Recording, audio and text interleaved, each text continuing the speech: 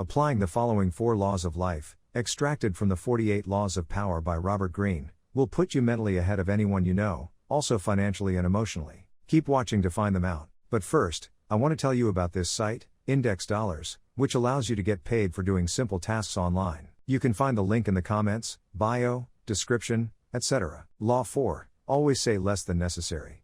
One of my top 3 favorites. I always use this law to tell myself to be quiet and to remind myself why that's a good idea. Especially when people are talking a lot, let them talk. You don't learn anything new when it's your turn to talk. Also, once you say something, you can't take it back, it's out there. Most of the time, it's best to wait and be careful about what you say. I use this law daily by listening more than I talk and carefully considering what I want to say and why I want to say it. If I don't know what to say, I don't say anything until I do. Law 9, win through your actions, never through argument. Don't just tell people what to do. Any win you think you got from an argument won't last as long as the anger and bad feelings you caused. It is better to do things that make people agree with you. Demonstrate, don't explicate. I use this law by not getting into an argument with someone who wants to argue about something. Instead, I show my point of view through proof or actions. For example, suppose someone tells me I should do something different than I am, and I don't see it this way. In that case, I will thank them for their opinion but stick to my plan and let the results speak for themselves.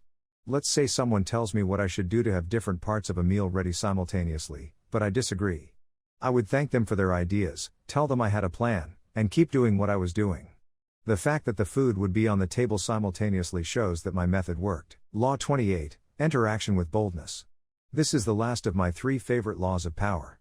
This law reminds me of something I learned in improv comedy classes. You have to go on stage with confidence and a plan, and you can't give up. Instead, you have to use whatever is thrown at you. It also reminds me of a rule I have. If you don't know what to do, often the best thing to do is nothing at all. Robert Greene says that you shouldn't do something if you aren't sure how to do it. Being too shy is dangerous. Better to go in with courage.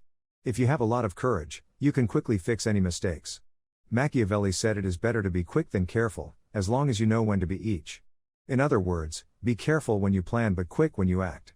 Be bold. Why the bold move is the second to last phase in Robert Greene's The Art of Seduction. I use this law a lot by not saying or doing things until I know what is best. For example, if I think someone is rude by ignoring a message or ignoring me in public, I don't call them out and make a big deal. Instead, I wait and don't do anything until I find out what's going on. Weren't they busy? How well did their phone work? Did something happen to them that made them not want to talk? Law 46, never appear too perfect. It is smart sometimes to show flaws or admit to harmless vices, especially if it gives someone else a chance to feel better than you in some way. Envy makes silent enemies. I always use this law when talking to friends, classmates, coworkers, etc. It's just kind and valuable. You can find the book in the description and comments. Smile.